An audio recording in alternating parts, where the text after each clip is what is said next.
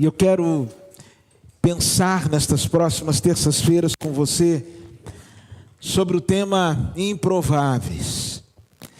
Eu quero, durante esses dias, convidar você a olhar para algumas pessoas extremamente comuns que Deus usou para realizar tarefas incomuns. Eu lembro quando Deus me chamou para ser pastor. Eu preciso dizer para você que a última coisa no mundo que eu queria ser era pastor, por diversos motivos. Mas eu não queria ser pastor, eu achava que nem jeito para pastor eu tinha. A verdade é que comportamento para ser pastor estava longe. Mas eu lembro que em novembro de 91 eu estava fazendo um devocional em casa, junto com a minha mãe.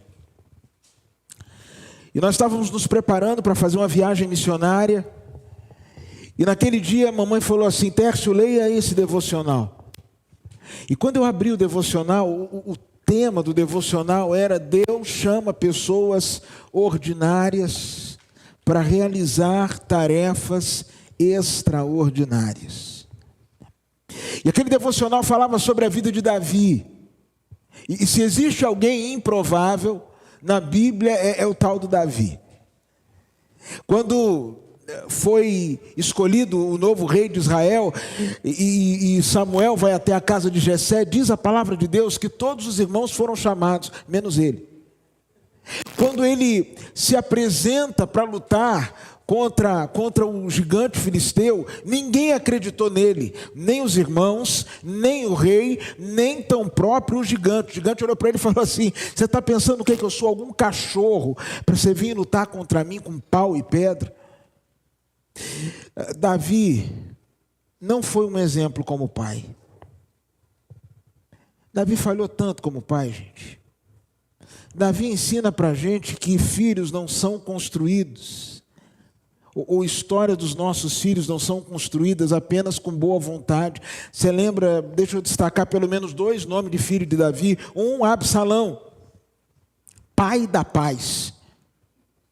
E quando a gente escolhia, ou quando se escolhia um nome na Bíblia, não era simplesmente porque estava na moda, não é porque o camarada tinha marcado um gol, não é porque era o ator do momento.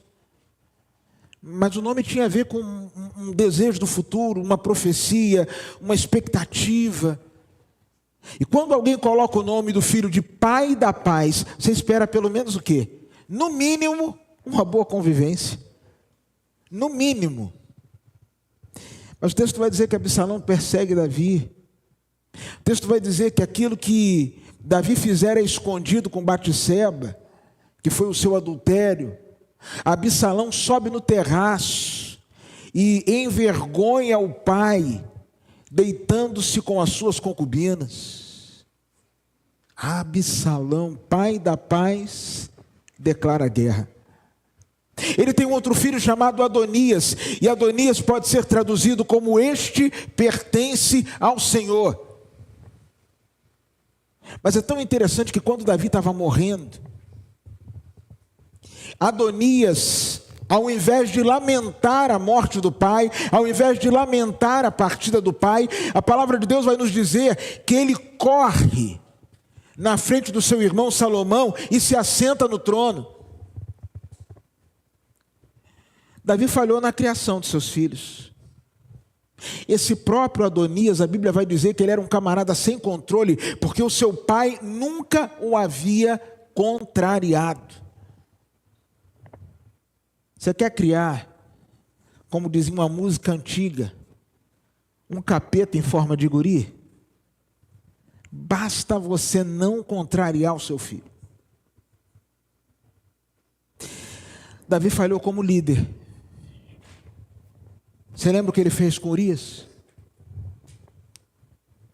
Ele se deita com a mulher de Urias, e aí falha como homem de Deus ao adulterar. Mas não só isso, ele expõe Urias no momento de maior vulnerabilidade na guerra, e Urias então é morto para apagar, ou para acobertar, ou para encobrir o erro e pecado de Davi. E ainda assim, palavra de Deus vai nos dizer que Davi é homem segundo o coração de Deus. Ainda assim, este homem inspira a nossa vida a ponto de nós podermos dizer, como disse o pastor Alcides alguns instantes atrás, esse homem deixa escrito e registrado que a gente pode passar pelo vale da sombra da morte com toda a confiança, sem medo algum, porque a gente sabe que o Senhor está conosco. Quando eu li sobre a vida de Davi, eu lembro que eu mal consegui terminar aquela leitura e disse para minha mãe: mãe, eu creio que Deus está me chamando para algo de especial. E eu preciso dizer uma coisa para você, abrindo um parêntese aqui: não desvalorize aquelas coisas que podem acontecer na sala da sua casa. Deus não me chamou para ser pastor num congresso, Deus não me chamou para ser pastor num acampamento, mas o meu chamado para o ministério pastoral aconteceu quando estávamos eu e minha mãe na sala de casa. Coisas especiais, milagres podem ocorrer na sala da sua casa. Mas quando eu olho para a Bíblia eu vejo que Deus tem uma queda por gente improvável. Você já parou para pensar? Quando a Bíblia vai falar que Deus é o Deus de Abraão, de Isaac e de Jacó. Bem, Abraão e Isaac caíram na mesma esparrela. Os dois, a fim de protegerem a própria pele, mentiram sobre o seu estado civil. Imagine você, querida irmã, se casa com um homem e alguém já disse que uma das coisas mais essenciais no relacionamento entre homem e mulher é que a mulher se sinta segura ao lado do homem. É aquele sentimento assim: que bom, ele chegou. Que bom que ele está aqui. E eu queria dizer aqui, abrir um parênteses, nós que temos filhos, nós temos uma responsabilidade muito grande, porque eu nunca vi uma geração de homem tão fraco, tão frouxo, como a geração que nós estamos vivendo. É uma nutelada fora do comum. Que Deus nos ajude a transformar esses meninos em homens. E os homens velhos que estão aí, que eles possam assumir o seu lugar e fazer papel de homem. Abraão, imagine você casada, chega num lugar, aí você bonita, cheirosa, perfumada, e aí os caras começam a olhar para você. E aí o seu marido diz assim: vamos fazer um acordo? Aí você fala assim: qual, meu amor? Não segura a minha mão, sem beijinho, e vamos fingir que você é minha irmã. Porque se eles descobrirem que você é minha mulher, vão me matar. Só para as irmãs. Quem ficava num relacionamento desse? Levanta a mão aí, por favor. Porque se levantar a mão e disser que fica, eu vou dizer: merece.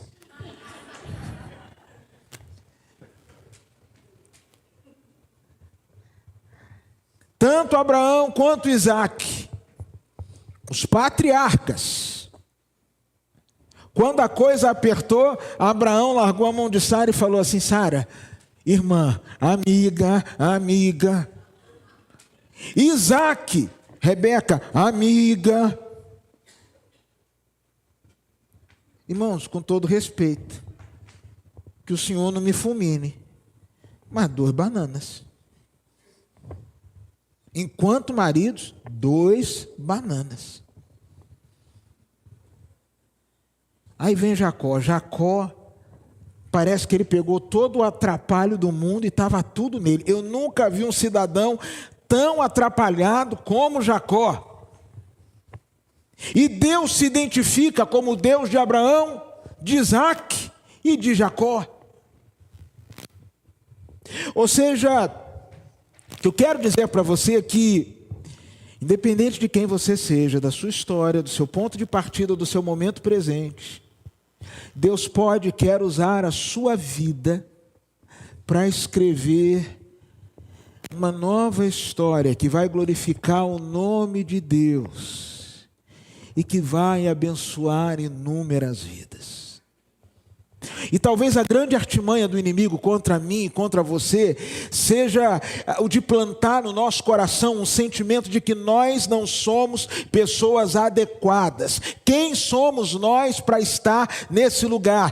Quem somos nós para ocuparmos essa posição? Ou talvez uma das grandes artimanhas do inimigo seja a de nos fazer pensar que os nossos problemas e lutas podem se tornar um empecilho para que Deus realize a sua boa obra nas nossas vidas. Bem, a palavra de Deus vai dizer em 2 Coríntios capítulo 12, 2 Coríntios capítulo 12, algo muito interessante sobre a vida do apóstolo Paulo, e que eu queria compartilhar com você. Paulo foi um improvável, gente. Quando você começa a ler o livro de Atos, você vai ver que o primeiro mártir do cristianismo, Estevão, ao ser apedrejado, as suas vestes foram colocadas aos pés de Saulo. Se você for para Atos capítulo 9, você vai ver que quando Saulo se encontrou com Jesus no caminho de Damasco, ele estava com carta dos principais e dos sacerdotes, para que ele pudesse prender a todos que invocavam o nome do Senhor Jesus. É o próprio Paulo quem vai dizer em Filipenses capítulo 2, que por conta do seu zelo, ele perseguiu a igreja. E é tão interessante que Deus olha para a vida de Saulo não a partir do seu passado, nem tampouco considerando o seu presente, mas sobretudo observando o que ele, Deus, poderia escrever no futuro. O passado de Saulo era complicado. Ele consentiu com a morte de Estevão. O presente dele era complexo, porque ele estava a caminho de prender e matar aqueles que invocavam o nome do Senhor. Mas Deus nem olhava para o seu presente nem para o seu passado. Deus olhava para o seu futuro e dizia: esse é um vaso escolhido por mim. Deus quer escrever uma nova história, não a partir do seu passado, nem considerando o seu presente, mas a partir daquilo que nas mãos dele, um novo futuro pode ser gerado. A palavra de Deus diz assim: é necessário que eu continue a gloriar-me com isso, ainda que eu não ganhe nada com isso. Passarei as visões e revelações do Senhor. Conheço um homem em Cristo, que há 14 anos foi arrebatado ao terceiro céu. Se foi no corpo ou fora do corpo, não sei, Deus o sabe. E sei que este homem, se no corpo ou fora do corpo, não sei, mas Deus o sabe, foi arrebatado ao paraíso e ouviu coisas indizíveis, coisas que ao homem não é permitido falar. Nesse homem me gloriarei, mas não em mim mesmo, a não ser em minhas fraquezas. Mesmo que eu preferisse gloriar-me, não seria insensato, porque estaria falando a verdade. Evito fazer isso para que ninguém pense a meu respeito mais do que em mim vê ou de mim ouve, para impedir que eu me exaltasse por causa da grandeza dessas revelações. Foi-me dado um espinho na carne, um mensageiro de Satanás para me atormentar. 3 vezes roguei ao Senhor que o tirasse de mim, mas ele me disse: minha graça é suficiente para você, pois o meu poder se aperfeiçoa na fraqueza. Portanto, eu me gloriarei ainda mais alegremente em minhas fraquezas, para que o poder de Cristo repouse em mim. Por isso, por amor de Cristo, regozijo-me nas fraquezas, nos insultos, nas necessidades, nas perseguições, nas angústias. Pois, quando sou fraco, então é que sou forte. Você pode falar isso comigo, essa frase final? Pois, quando sou fraco, então é que sou forte. O texto que a gente acabou de ler, o apóstolo Paulo começa a fazer uma declaração a respeito de si mesmo na terceira pessoa. Ele vai dizer assim: eu conheço um homem que há 14 anos, diz o texto sagrado, foi arrebatado ao terceiro céu. Se foi no corpo ou se foi no espírito, eu não sei, Deus o sabe. E quando a gente começa a ler esse texto, a gente tem a tentação de pensar que Paulo está falando de uma outra pessoa. Mas se você continuar lendo o texto, você vai perceber no verso de número 7, que ele está falando dele mesmo. Quando ele fala sobre a grandeza das revelações, quando ele fala sobre as coisas maravilhosas que lhe foram apresentadas, mas quando chega no verso 7, ele vai entregar e dizer: eu estou falando de mim mesmo. Quando ele diz assim: para impedir que eu me exaltasse, por causa da grandeza dessas revelações, foi-me dado um espinho na carne, um mensageiro de Satanás, para me atormentar. Eu preciso dizer a você que não é a ausência de problemas ou de lutas que vai fazer com que nós sejamos ou não aprovados pelo Senhor. A grande verdade é que Deus sabe como equilibrar a nossa vida. Deus sabe como balancear a nossa vida. Quando você olha, por exemplo, para o Evangelho de Mateus capítulo 3, você vai encontrar Jesus dentro do rio sendo batizado. O céu se abrindo.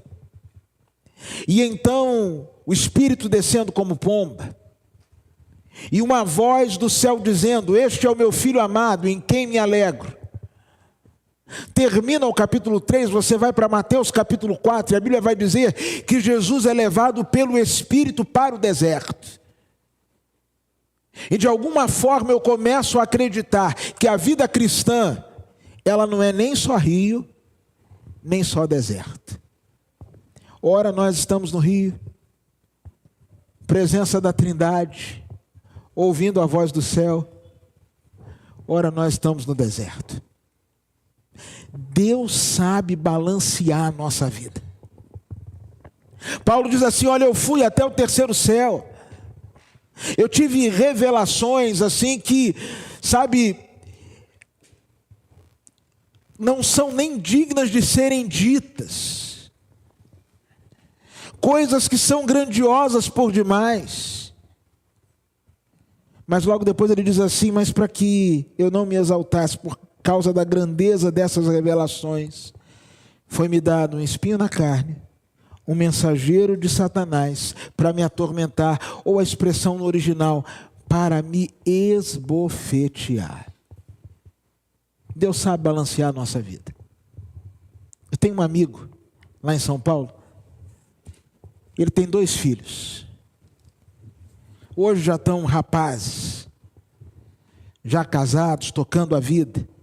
Pedro e Lucas. Eu os conheci, eles ainda eram no início da adolescência. E um dia esse amigo disse para mim assim: Tércio, se eu só tivesse o Pedro, eu ia ser o cara mais soberbo do mundo. Porque pensa num menino bom. O Pedro não teve cólica. O Pedro não chorava de madrugada. É um sonho de criança.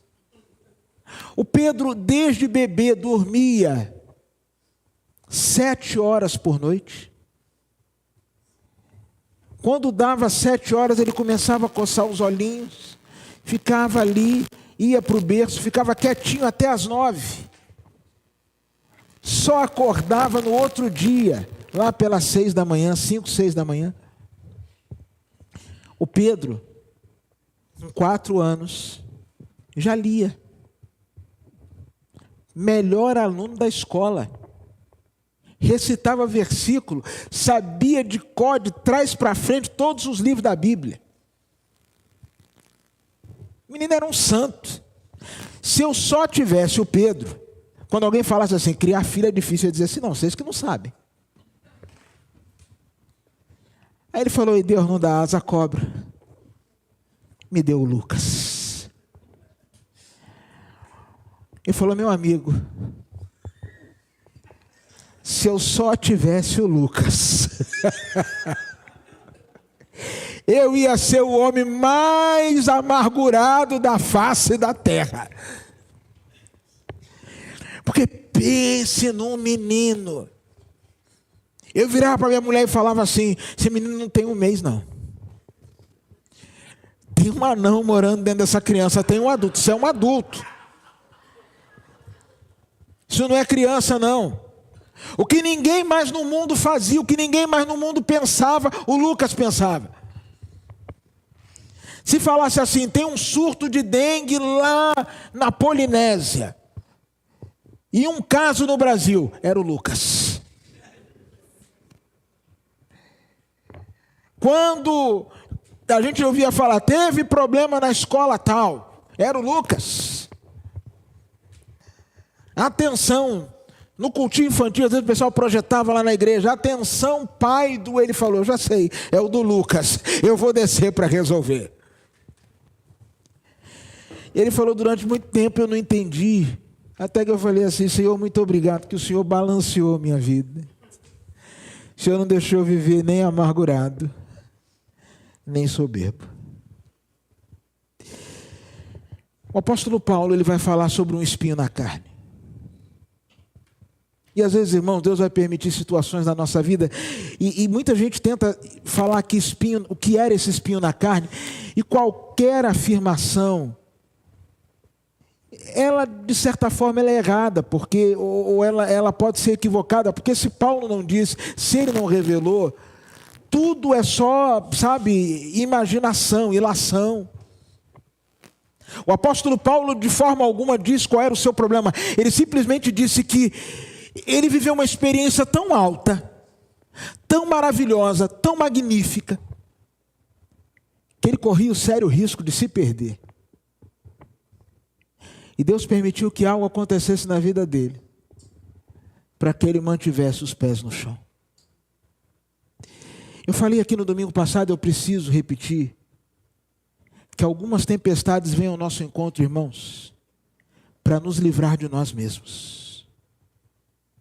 Deus permite um espinho na carne, um mensageiro de Satanás a nos esbofetear, para que nós não sejamos soberbos demais. A gente precisa se lembrar que a gente é pó. Eu, por mais de 30 anos, trabalho com um pastor norte-americano chamado Sam Tippett, e há cerca de 10 anos atrás ele teve um problema nas cordas vocais, e o médico dele ordenou que ele ficasse 40 dias em silêncio. Gente, para quem gosta de falar, imagina 40 dias em silêncio. Eu não me imagino numa situação dessa. Eu não me imagino 4 horas em silêncio. Eu falo sozinho, irmãos. Eu vou confessar um negócio aqui. Casos de família. A minha senhora não gosta de conversar pela manhã. E eu já amanheço falando. E aí... E ela disse que antes de casar, um dia ela estava em casa tomando um café, desfrutando da paz. Aí falou assim, meu Deus, eu vou casar com Tércio.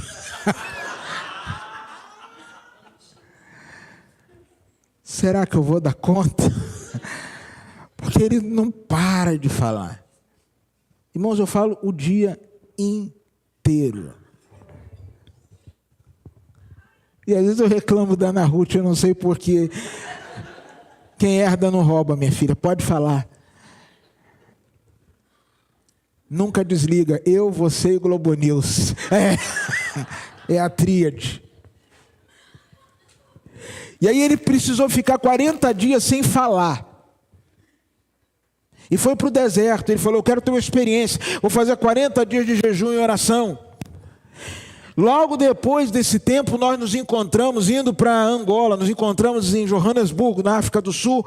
Ficamos 2 dias ali em Joanesburgo, e eu cheguei para o pastor e falei: pastor, como é que foi passar esses 40 dias no silêncio, no deserto, jejuando? Eu imaginei que ele fosse dizer para mim assim: rapaz, quando eu voltei lá no deserto, eu vi anjo, eu vi demônio, e eu voltei de lá podendo curar, podendo ressuscitar os mortos, curar os enfermos, multiplicar pães e peixes. Ele falou: eu falei, ele vai, agora é a metralhadora de Jeová, ele vai vir, vem que vem. E ele falou comigo assim: eu tive 2 visões no deserto. Eu falei: eita Jesus, derrama papai. E ele falou: primeira coisa, eu vi Jesus. Ele falou: não estou dizendo que eu vi Jesus, mas eu mergulhei nas Escrituras. E se você quiser ter um retrato exato de Jesus, se debruce sobre a palavra de Deus, porque de Gênesis a Apocalipse, Jesus está presente. Ele falou: eu vi Jesus. Eu vi Jesus lá em Gênesis, como cordeiro, no lugar de Isaac. Eu vi o sangue de Jesus em Êxodo, quando na Páscoa eram marcadas as casas com sangue. Eu vi Jesus em Josué, naquela fita vermelha, lá na casa da prostituta Raabe. Eu vi Jesus em Isaías, como aquele que nos purifica dos nossos pecados, o rei assentado sobre um alto e sublime trono. Eu vi Jesus nesses 40 dias. Eu falei: qual foi a segunda visão que o senhor teve? Ele falou: eu me enxerguei. E eu descobri quão diferente eu sou de Jesus. E antes, quando eu vi uma pessoa fazendo algo de errado, eu apontava o dedo e dizia assim: está vendo ali, ó?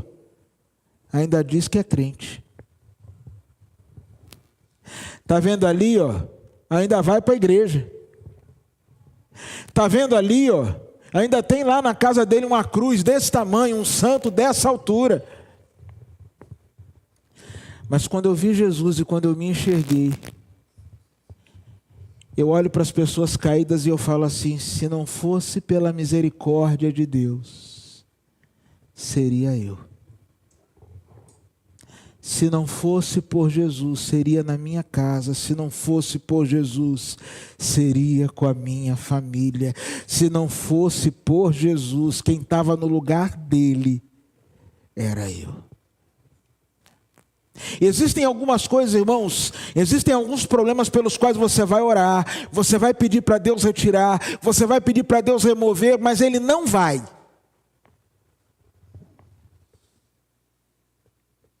Simplesmente porque Ele possa equilibrar a sua vida.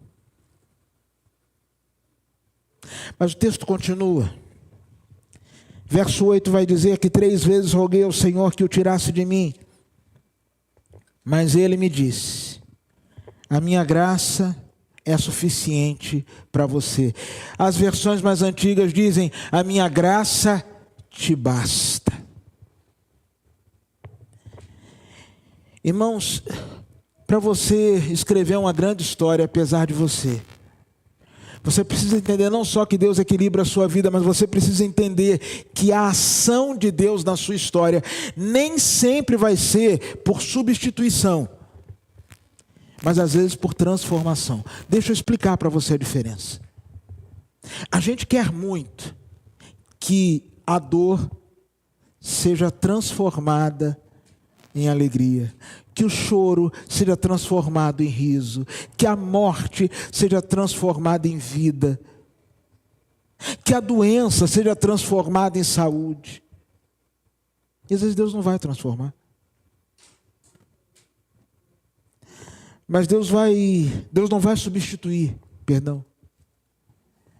Mas Deus vai fazer uma operação de transformação no seu coração, ou vai lhe dar uma capacidade de ressignificação. O Senhor não retirou, mas o Senhor disse para ele o seguinte: ó, eu não vou tirar o espinho, mas eu vou derramar a minha graça. E a minha graça, ela é suficiente para você. Irmãos, a gente vive pela graça. O significado mais comum, mais simples de graça é favor não merecido. Graça é saber que eu estou assentado à mesa não porque eu mereça, não porque eu seja digno, mas porque Ele, por amor e misericórdia, estendeu um lugar para eu me assentar. Graça é entender que tudo aquilo que eu tenho, por vezes não custa nada para quem recebe, mas custou tudo para quem ofertou. Olha, Paulo, eu não vou tirar esse espinho, mas eu vou transformar essa situação num troféu da graça. Eu já disse aqui várias vezes, irmãos, que todos nós temos cicatrizes, algumas no corpo, outras na alma. E eu preciso dizer que as mais profundas não estão no corpo, as mais profundas estão na alma. E você pode olhar para a sua cicatriz e falar duas coisas. Uma é: veja como me feriram. Ou você pode olhar para a sua cicatriz e dizer: não dói mais, eu fui curado. Paulo, mergulha na minha graça. Você precisa mais da minha graça do que ficar livre deste espinho. Irmãos, às vezes nós achamos que o que nós precisamos é da libertação do problema. E obviamente eu não romantizo nenhum problema, eu não gosto de problema, eu não gosto de dor, não gosto de sofrimento. Mas eu preciso dizer para você que mais do que ficar livre do problema, você precisa ser imergido, mergulhado, batizado, totalmente envolvido. E decidir viver única e exclusivamente pela graça. Nem tudo vai ser resolvido, mas a graça sempre será suficiente. Irmãos, a graça de Deus é o recurso espiritual que você precisa para seguir em frente. A graça é o recurso espiritual que você precisa para não naufragar, para não desistir, para não endoidar.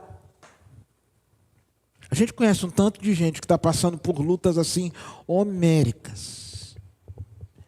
Eu sempre me lembro de uma visita que eu fiz ao pastor Rogério Scheidegger, pastor que me antecedeu no ministério da Primeira Igreja Batista de Maceió, e ele com câncer muito agressivo, já no seu último mês de vida. Eu fui visitá-lo ali na Santa Casa, e quando eu entrei no quarto, eu falei: e aí, pastor, como é que o senhor está?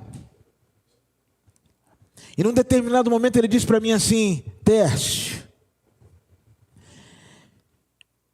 a luta mais difícil que um homem trava é com a sua finitude. É você olhar para frente, saber que a vida vai continuar e você não vai estar aqui. Nós estamos em setembro, mês que vem é outubro. Meu filho mais velho vai casar, e eu não sei se vou estar no casamento dele. Eu não sei se um dia vou pegar um neto no colo. Eu não sei, eu tenho tantos sonhos. E eu não sei se vou realizá-los. Lidar com a finitude não é fácil. E eu perguntei assim: como é que o senhor está, pastor, diante disso tudo? Ele falou: eu estou em paz. E abriu um sorriso inexplicável. E disse para mim assim: quando o dono do mar viaja no barco com a gente, Nem sempre a viagem é tranquila, mas a chegada é certa. Quando o dono do mar viaja no barco com a gente. Ele não pediu a Deus mais dias de vida, pelo menos eu nunca o ouvi orando por isso. Para ser sincero, eu nunca o ouvi pedindo para ser curado. Eu lembro que no dia do pastor, no ano que ele faleceu, um dia eu perguntei para ele assim: pastor, toda vez que o senhor vem aqui na igreja para falar do seu câncer, o senhor só fala de coisa boa? Esse câncer só tem coisa boa, é? Ele falou: não, tem muita coisa ruim, mas as coisas ruins eu trato com Deus, e as coisas boas eu trago aqui para edificar a vida de vocês. Irmão, isso é graça de Deus. O que você mais precisa é da graça de Deus. Mas eu entendo que para você escrever uma grande história, apesar da sua vida, você precisa basear a sua vida não em explicações, mas descansar nas promessas de Deus. O Senhor disse a ele assim: a minha graça é suficiente para você, o meu poder se aperfeiçoa na fraqueza. O Senhor não explicou nada para ele, mas olha qual foi a reação dele. Portanto, eu me gloriarei ainda mais alegremente em minhas fraquezas, para que o poder de Cristo repouse em mim. Por isso, por amor de Cristo, alegro-me nas fraquezas, nos insultos, nas necessidades, nas perseguições, nas angústias, pois quando sou fraco, é que sou forte. Se o Senhor disse que o seu poder se aperfeiçoa na minha fraqueza, Senhor, está dito. Está dito. Eu não preciso de mais nada. Irmãos, deixa eu dizer uma coisa para vocês. Eu tenho um monte de coisa que eu pergunto para Deus. E o pastor falou hoje que Deus não deve explicação para a gente, e a gente não vai entender. O dia que ele estiver devendo explicação para a gente, ele deixou de ser Deus e eu virei Deus. Mas eu não vivo por aquilo que eu entendo. Porque tem muita coisa que eu não entendo, irmãos. Tem muita coisa que eu não entendo. Você vai num hospital, numa oncologia pediátrica, você vê tanta criança sofrendo com câncer, você fala assim: não dá para entender. Realmente não dá para entender. Tem um amigo, pastor Jeremias Pereira, a primeira esposa dele faleceu de um câncer muito agressivo. 15 dias após a morte da esposa, ele estava pregando na 8ª Presbiteriana de Belo Horizonte, igreja que ele é pastor até hoje, e ele disse assim: eu nunca entendi porque Deus levou a Ana Maria. Teve um dia de madrugada que eu disse assim: Deus, com tanta gente ruim naquela igreja, o Senhor foi levar logo a minha mulher. Eu já tinha uma lista apresentando para o Senhor quem o Senhor podia levar daquela igreja. E a igreja até então estava dizendo amém, gente chorando. Quando ele falou isso, que ele abriu os olhos, um silêncio na igreja, todo mundo olhando para ele, e ele com aquela cara de gol contra. E na saída da igreja era um tal de irmão falar assim: pastor, e aquela lista? Ele dizia: você não está lá não, fica... Você não, você é outro, você fica em paz, você não está na lista não, você é joia, você é nota 1000, você é internacional, feroz, fica tranquilo. Irmãos, tem muita coisa que Deus não vai explicar. E eu não vivo a partir das explicações dele, eu vivo descansando nas promessas dele. Se ele está dizendo que o que eu preciso é da graça para viver, eu vou mergulhar na graça. E quando eu estiver fraco, eu vou me alegrar, porque é nesse momento que forte sou. Eu quero concluir só dizendo para você que o fracasso das minhas forças é a oportunidade para o triunfo da manifestação das forças de Deus, ou do poder de Deus. Você que foi da igreja desde criança, e já passou dos 35 anos, como eu, deve lembrar de uma música chamada Solta o Cabo da Nau. Lembra dessa música? Quem lembra aí? Aí. Muito bem, irmã Fátima. Não só lembra como canta. Parabéns. Aí essa música tinha umas 10 estrofes. Quando a gente achava que estava acabando, que antes a gente não podia nem bater palma na igreja. Então, quando cantava essa música, era o máximo, porque a gente fazia uma coreografiazinha, né? Solta o cabo, toma os remos nas mãos e navega. Aí a gente se soltava, era o dia da gente se soltar. Mas tem uma parte dessa música que diz assim: quando a mão de poder do teu ego tirar, sobre as ondas poderás andar.